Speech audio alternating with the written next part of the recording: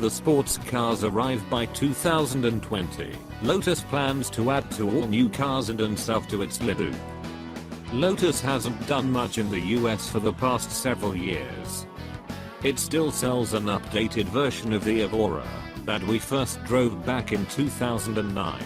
But even 400 HP can't quite make us forget the LIs and Exige we can no longer have.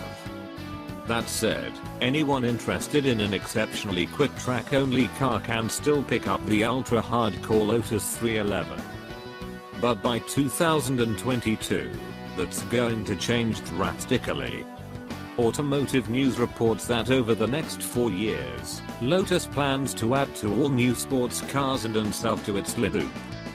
The cars will come first, with both on the market by 2020.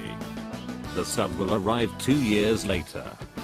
We are very confident we can launch those sports cars in 2 years and beat the competition where we want to beat them, Lotus CEO Jean-Marc Gales told Automotive News.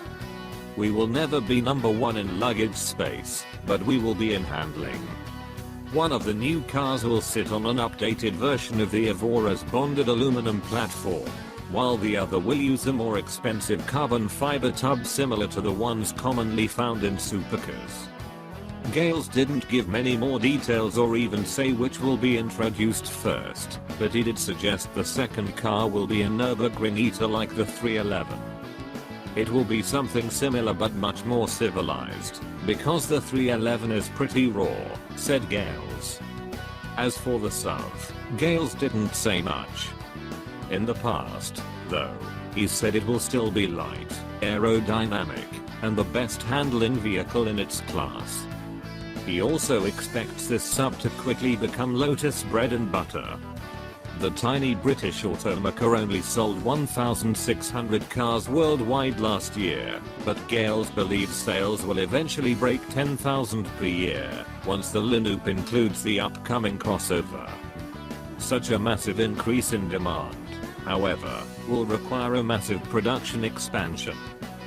Gales said he expects to build the new sports cars in England, but building the sub will likely mean building 2 new factories.